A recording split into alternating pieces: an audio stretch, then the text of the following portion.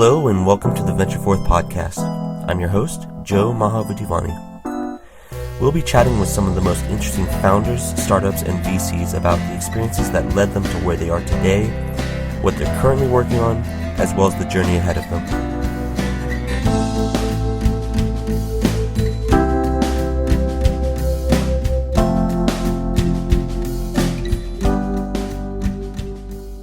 On today's show, I've got Eileen Carey, who is the founder and CEO of Glassbreakers, an enterprise SaaS company focused on supporting diversity and inclusion as a core business function. Glassbreakers connects employees with resources, mentoring, and a community of peers, making a difference to their enterprise customers' bottom line today. Diversity and inclusion is top of mind, especially with recent developments in administration and policy, so I'm really interested in hearing her perspectives. Welcome to the show. Hi, thanks for having me. I'd love to start by hearing a little about your background and what inspired Glassbreakers. Sure. So Glassbreakers originally spun from a business plan I created on an MBA study tour of China. While I was at Citigroup, I was doing my MBA at night, and we were assigned a task of create a new business. You're going to China for 6 weeks. What business would you start? I decided to do an ethnographic study while I was in China of very senior women in the workforce to understand what their roles were and what gender balance was like in China compared to the United States. At the time, I was thinking of working in Hong Kong or moving to San Francisco at the end of my MBA, and I was at Citigroup. So I wanted to know what would work be like for me if I was a woman in China. I was shocked because women in China seem to have a much easier rise to power than they did in the States.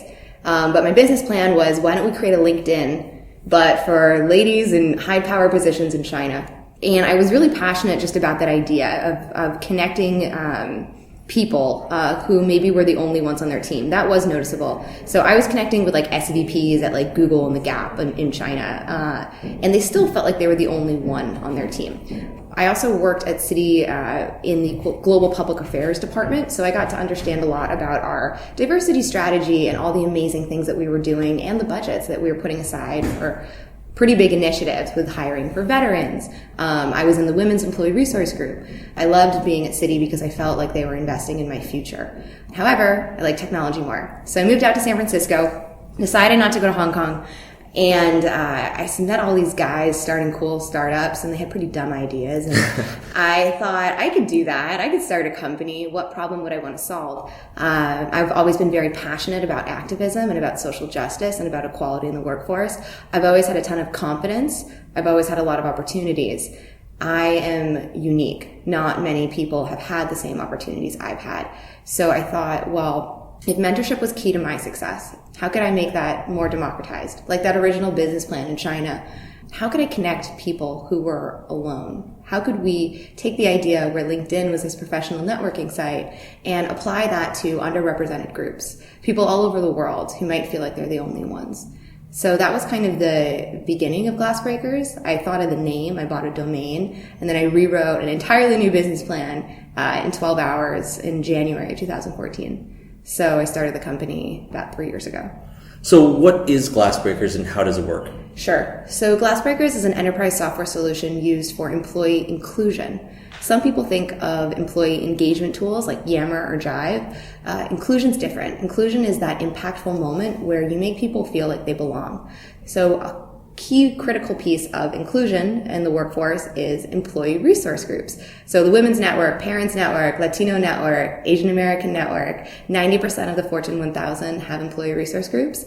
Glassbreakers supports employee resource groups, scales them so that they're global, provides collaboration tools for employee resource group leaders, and we also have a mentorship feature which allows employees at any place in the org, they don't have to be in an employee resource group, to connect with other people inside a big company based on their professional interests, the communities they may be in, or their personal interests. So that includes if you're affected by autism, if you're an AA, if you're the parent of a special needs child, or maybe you're just into SQL and you're an athlete and you went to MIT, we have an algorithm that'll just connect you to create incredibly data-driven interpersonal relationships. And then the really incredible product that we've built on top of all of this are the analytics tools that we're able to service to chief diversity officers. So employees can safely identify without the employer having any access to the individual data. This protects employers from liabilities. We anonymize and aggregate that data so that companies have a better understanding of their workforce. So I read that Glassbreakers started off as a consumer product and building communities with regular users. At what point did you decide to convert to focus on the enterprise? Sure. So I have a background in high-level PR. So the idea of Glassbreakers being a consumer product is not necessarily the truth. Before we ever raised a single dime, before we quit our jobs, before we launched a consumer product, we closed our first 3 enterprise customers. I've always been obsessed with enterprise software. I like making money. I like predictable revenue. I enjoyed working in an enterprise software company before, but in order to be a true enterprise software company, I thought we had to follow the route of like Box or Yammer. Start with a consumer product, get people to love it, bring it into the enterprise, use that as a sales tool. But I didn't think that with an idea for a consumer product, we'd be able to fundraise. So closed 3 enterprise contracts, said, give us 7 months, we'll build it. Within those 7 months, launched a consumer product to build it. Consumer product did very well. We got a lot of users. 80% of the Fortune 500 had employees that used our consumer product. They brought us in. We got more sales leads. And then the 3 enterprise customers we had been working with weren't as big as the ones that we could score. So we pivoted into communities when we realized that the mentorship SaaS product was cool, but there was a much bigger opportunity with Fortune 100 companies if we could solve for employee resource groups as well. So you mentioned that you have raised money at this stage. And considering that it's a relatively new category, was it difficult to do so? And how much have you raised to date? Yeah, it was incredibly difficult. I think fundraising is hard for everyone. But we've raised about $2.5 million, I guess, as of today. So I think what's different for, so there's I'm a first-time founder. I'm also a woman founder, and I am selling a product that has 0 competitors and an entirely new market. So fundraising's different for people like me. And I'm not alone. I've got a lot of other founder friends who are in similar boats. It's more of like a casual fundraising. So casual fundraising is more of a sliding scale where I've got some friends who, just do a round out the gate, raise 2 million seed. They got an idea. They've got some product person. They went to the right schools, whatever. That was never going to be my case. It was never going to be easy for me no matter what I did. So, over the course of 2 years, we've raised over $2.5 million. But again, we started out fundraising with 3 very big enterprise customers and a lot of traction on the consumer product. And then over the course of last year, we also netted some real revenue and some even bigger enterprise customers, and we launched with those enterprise customers. It's awesome. And there are founders tackling diversity with HR software, some with education, others with reporting. What is your approach, and why did you attack it this way? So I believe in the customer, right? The whole point of going into business is to build relationships with people that you want to be friends with for the rest of your life, right? Like that's the whole beauty of enterprise sales is you create relationships with individuals. Chief diversity officers are some of the coolest, most important people in America. They have this macroeconomic impact that completely changes people's lives. The work that they do is so complex. It is fascinating. And I just knew I wanted to make software to support their needs. We can't solve the problems for diversity. We're not trying to. We're just trying to make scalable software for chief diversity officers to support what they need to do to hit their business goals. That makes a lot of sense. And so much has been made about diversity in the workplace over the last couple of years. Why is it an important issue? It's an important issue because companies that don't address it will fail. So the diversity industry has been going strong since the 70s. The banking industry and the consumer packaged goods industry are 2 of the leaders in it. That's because they're building companies to last another 100 years. If you care about retention and you care about longevity and longitude, you need to invest in a diverse workforce that represents your market base, right? And so as the world has become more global, right, which is another macroeconomic trend, it, in effect, our leadership and the multinationals, the Fortune 50, need to represent the global audience. So I think it really just comes down to the financial returns and the obvious impact of creating a leadership team or workforce that represents your customer base. What is the current state of that world of diversity and inclusion, and what are companies doing wrong today? The companies that do it best usually don't talk about it because it's a competitive advantage. A company, when we look for our customers, we get a lot of inbounds. We don't have a salesperson. We've never had to do outbound marketing or whatever because, again, we're the only product on the market. But when we get a inbound, we try to qualify it. And is this customer going to be right for us? For us, we look for companies where the chief diversity officer or chief inclusion officer reports directly to the CEO, to the board, when they have a department of about a dozen people, when their business objectives are very much tied to really global trends and needs in their workforce, when the compensation structure of heads of business and heads of departments within their organization are also tied to their diversity and inclusion analytics. We're a retention product. We're not a recruiting product. That's where a lot of people are really screwing up this space, is they're focused way too much on the pipeline. The most diversity in any company is at the bottom. It's when you get to the top that things change. If you cannot keep and retain and promote talent that is not the same, right? If you, no matter what business you're in, if it's all homogenous at the top, it could be all women, all men, it could be, all white people, it could be all Native Americans, it could be all Chinese.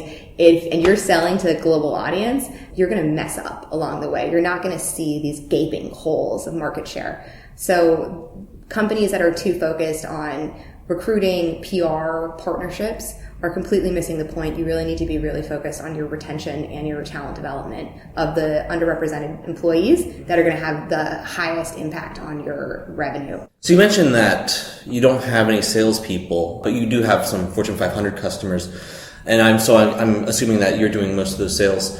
And so selling to the enterprise can be a long, grueling, and expensive process, but you've got some really great customers. Can you tell me about your experience and how you were able to get your foot in that door and close those deals? I think enterprise sales is a really fun research project. And so that's how I approached it, was what are your problems? How can I help solve your problems? Here's what we have so far on the product. And I did a lot of in-depth interviews, so asking the same questions over and over again to the same types of people in different types of industries. I became a sounding board, right, for them to share their struggles with, by making a promise that I would build to support what their problems were. So it really was creating friendships and relationships and investing in each other in our time, wherein I know that the chief diversity officers in a lot of these companies just don't have technology. They don't have the resources. And so by going in there and building those relationships and that trust of I'm in it for the long haul. I know this is going to take a year. I know that this is going to be a journey, but I'm willing to be on this journey with you. That's how you really close an enterprise deal, is patience, and then making them feel like they are a part of the product being built, that their influence matters. So then after you sign those deals, there's often a lot of security and compliance, privacy, and other issues to deal with. Have you found this to be the case with your customers, and why is security so important? Security is everything. Our company fails if our security is breached. One of the reasons that we're able to work with Fortune 100 companies globally is because of our privacy policies, our security policies, our data retention policies.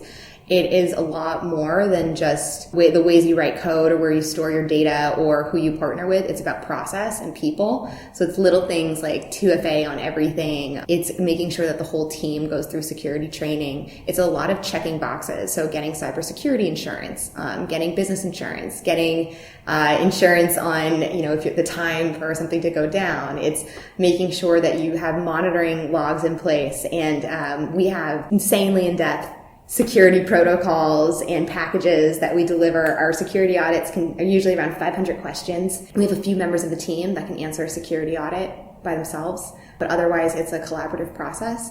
And it can take from 3 months to 6 months, depending on the client and depending on the scope, because we scale a product that is very global and it goes across business units as well. So different legal entities have different security policies. Did you know all of that going in? One of our customers, our first major enterprise customer, has one of the toughest information security tests in the world. And before we started building the enterprise product, we got their specs for what it was going to take to pass their security. And there's another customer who, again, very big customer, that gave us their security specs a year in advance and said, you have to build for this if you want us to be your partners. And so it was that type of trust, again, of like those relationships that we had with the chief diversity officer, where they gave us all the clues and they said, here are the specs and here's what you have to do. And so we just built for them. And once we built for that particular customer, we could pass any security audit because they are the toughest. So it sounds like they have similar goals across organizations, at least in this chief diversity officer role. So I guess the $1 million question then, is Glassbreakers working? And how are you measuring that success? Yeah, so right now we're in the early stages. So it's early adoption, engagement, retention of the product. User stories are really important because the value of our product is the retention of our user base. Mm-hmm. Our product at minimum begins at about $150K annual license and can go up to about $1 million in ARR.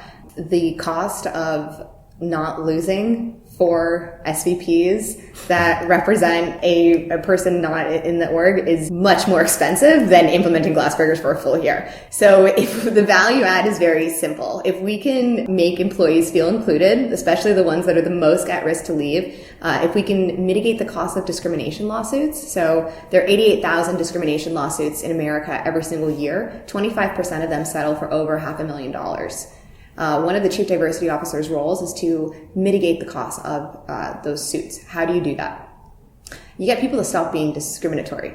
In order for people to stop being discriminatory, you have to create communities, right? You have to make people feel like they are included into these groups as well. So with Glassbreakers, anyone can join these different communities, right? Anyone can feel included. So we're measuring our success on, are meaningful relationships formed on Glassbreakers? Is for employee resource group leaders, does our product make their jobs more easy? Is productivity increased in all the other areas of their business? Does being on Glassbreakers, and we can do this because we have anonymous polls within the product, make you feel like you can be your whole self at work? And those are touch points that right now companies can't really measure. So we're new, and for us, success is regaining that trust with our partners to continue to build out for the next couple of years with them. So you have some big, hairy, audacious goals, both for, I think, yourself and also the business. What is the one thing that you can influence over the next 6 months that will make your company massively successful? And then how do you think about making the company a long-term business? So I think the one thing that will ensure our massive success is the scalability and the launch of our platform. From right now, we have tenants that have about 5,000 to 10,000 employees out of their workforce in the product. We'll be rolling out our product to 77,000 employees in one tenant. Wow. So I think if we do that right, we go from 5,000 to 20,000 to 77,000 in one company. That will ensure A, it's a huge contract. B, we'll demonstrate that we can do this, that we're a little startup that actually can support that many users, period. But we're doing that across 20 different tenants. So incredible. I don't know. I'd say that's the success thing. Right. So you mentioned your customers are organizations with 10,000 plus employees. Is Glassbreakers right for organizations with less than 10,000? Not yet. I think we have one customer that's 5,000. They're an edge case. There are plenty of companies that are over 10,000 employees. So I think for the next couple of years, we'll be focused on that. But in the future, we do plan to launch some sort of SMB product. The first couple customers we had were smaller. We're under 10,000. The reason it didn't work was because diversity and inclusion as a core business function wasn't really fleshed out yet there. They didn't really understand what to do. Right now, we just have a lot more to learn from our customers, from chief diversity officers who've been in the business for 20 years, who are at scale, than partnering with firms that are just figuring it out, So until we have more of a knowledge base of how to help them figure it out, I think that, for now, we'll be mainly focused on the enterprise. What sorts of things worry you most about being a founder, and actually particularly a solo founder? Management. I think that's what it worries me the most is, am I being the best manager I can be? I know when I am screwing up. I know when I'm not setting goals for everyone. If I see an employee struggling, if I can't make time for them, that really keeps me up at night. It's people, and making sure that everybody is given the best advantages and opportunity to do their best work. And I don't want to be a burden, and I don't want to get in the way of anybody doing what they have to do. So I think that's my biggest concern and my biggest worry is, am I being a good manager right now? And how can I be a better one? You've been on both sides now, on the consumer side and now on the enterprise side. What are sort of some unique lessons that you've had as an enterprise SaaS company founder that may be unique? Yeah, I wouldn't want to build a business on consumer. I enjoy relationships. I enjoy sales. I enjoy predictability. I enjoy process.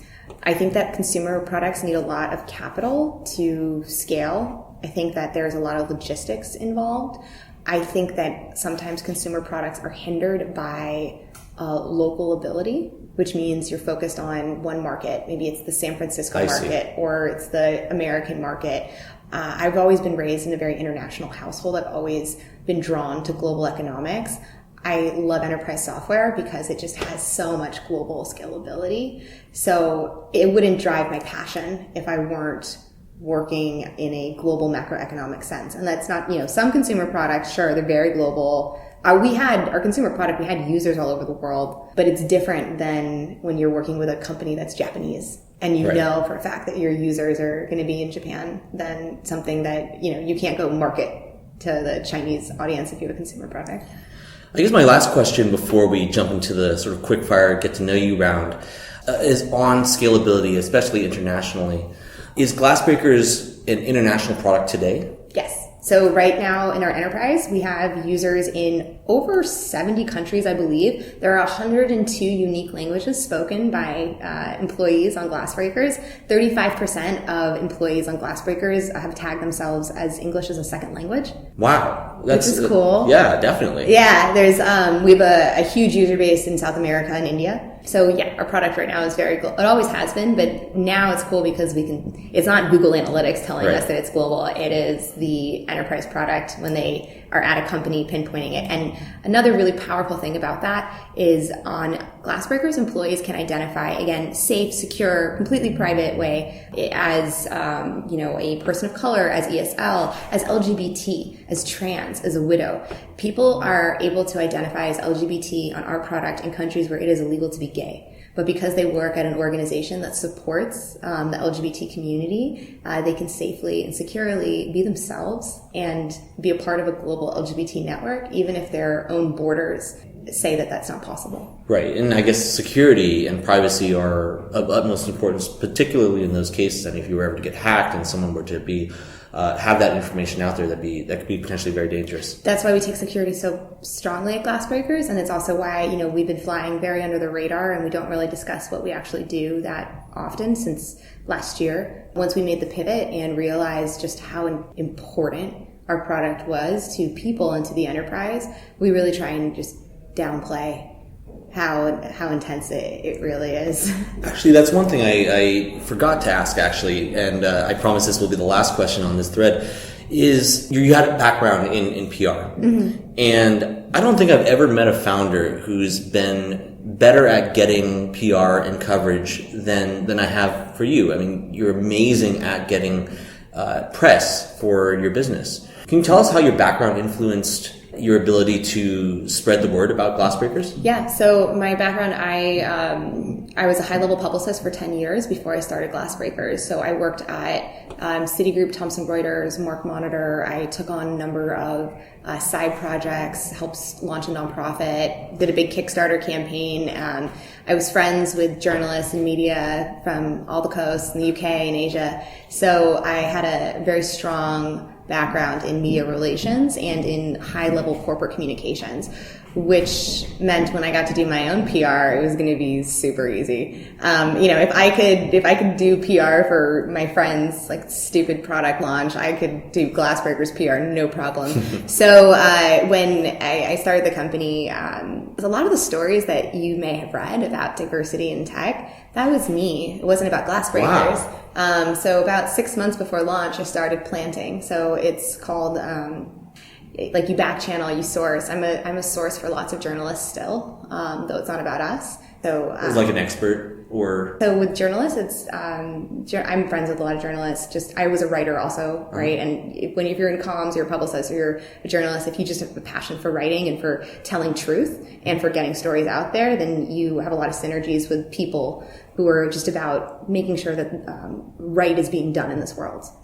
So yeah, I was helping some journalists figure out stories, learning more about what was happening in diversity in tech, understanding who were the real key players, who was doing things right. So I was creating a bunch of noise about the space before I inserted myself as a product that could help solve it. Very interesting. Yeah, if anyone watches Scandal, it's like Olivia Pope, if she was going to launch a startup, I guarantee it would be everywhere. So publicists do make good CEOs because in a lot of ways you have to tell a story, you have to write well, and you have to be able to get marketing without spending any money. And so that was a big value add for us, and it saved us a ton of money, is that we've never really had to spend anything on marketing or PR. Awesome. Well done. So I'd like to move on to our get to know you round, capped off by an opportunity to plug anything that you like. To start off, what is your favorite book? Okay, so my favorite book of all time is Sylvia Plath's collected poetry. The book I am reading right now that I love is How to Murder Your Life by Kat Marnell. It's funny. Okay. She's Rolling Stone calls her Hot Bukowski. I feel like Charles Bukowski. I don't know that reference. He's a poet. Okay. Oh yeah. So most entrepreneurs I know, and I know this is true of you as well, have very little free time. If you actually had time to spare, how would you spend it? Yeah, so I do a lot of time management stuff. Part of being strong and successful is making time for things you love. So in my spare time, I like to write. I've always loved to write, but it's something that I'm really passionate about, whether it's about business or about other things. And then I do a lot of volunteer work. I get a lot out of giving back to the community. We're based out of Oakland. There are so many amazing nonprofits in Oakland. There are so many ways to give back to the community in Oakland. There are amazing homeless shelters for teenage youth. So if I have an extra Saturday or I volunteer at hackathons a lot. I really just like to use my spare time to give back to a community and an ecosystem that's given me so much. What is the last thing that you taught yourself to do? Product management. I basically spent the last 9 months, 10 months teaching myself all about product management. I had mentors, got really dug in with the enterprise solution. I had to take the PM lead for that. So that has been a journey and a really exciting one. And I have come very far in a short amount of time in the world of product management. And right now we're hiring aggressively for product managers and senior software engineers, because I know that there are people out there who are much smarter than I am when it comes to product management. So if you go to glassbreakers.co/careers, you can check out some of the jobs that we have. Awesome. We're not at that part yet, but we'll get to it again. But definitely, Glassbreakers is a great company to work for. And by the way, you get to work out of some beautiful spaces in Oakland. We'll maybe plug that one as well. What advice would you give to entrepreneurs who want to start an enterprise or SaaS business? They better be totally crazy, and they better not care about having a Saturday, and they need to get rid of their social media and their social life and forget about going to people's weddings and stop caring what people think. The reality is that starting a SaaS company is about relationships with your customers. It's about hiring great talent. It's about learning entirely new skill sets like customer success and support. And you're building these huge divisions in a business at a very small scale. So it takes all of your time. And unlike consumer, it doesn't grow like wildfire. It really takes a concentrated effort and process and skills. So if you're thinking of starting a company, you need to give 190%, and not think that you're going to have some like casual time for a life on the weekends. Maybe that's bad advice, but all the SaaS founders I know and I know well that have gotten to that next step, the first 4 years, they really gave it everything. I'd like to give you this opportunity to plug anything that you like. Yeah, so we work out of the Cape Horror Center for Social Impact. I love this place. They have amazing events here. So if you go to the Cape Horror Center for Social Impact, Google it, check out events. They have hackathons here. I love to volunteer at hackathons. They have a Level the Playing Field is a nonprofit organization at the Cape Horror Center that does incredible work. If you're looking for interns, hook up with Level the Playing Field Institute. They have a scholarship program called Smash Scholars that helps get underrepresented students in high school into computer science, and then it puts them through college. And we have an incredible Smash Scholars and intern. So I will plug Smash Scholars and the Cape Horror Center and Level the Playing Institute as things you should all check out, especially if you're looking to connect for great talent in the Bay Area. Eileen, it's been such a pleasure talking to you today, and thank you so much for sharing your story. Glassbreakers is doing incredible work, and it's been awesome seeing you grow throughout this journey. And I'm really excited to see it just continue and evolve and grow and be something amazing. Thank you so much again for being on the VentureForth podcast. And that was Eileen Carey with Glassbreakers. Thank you.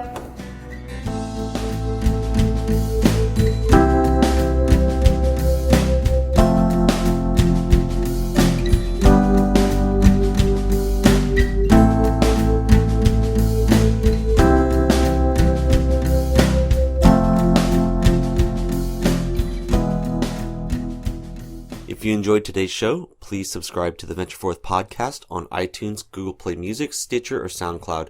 You can also follow at VentureForth Pod on Twitter for our latest updates. As always, I'm your host, Joe Mahavutivani, and thank you for listening to the VentureForth podcast.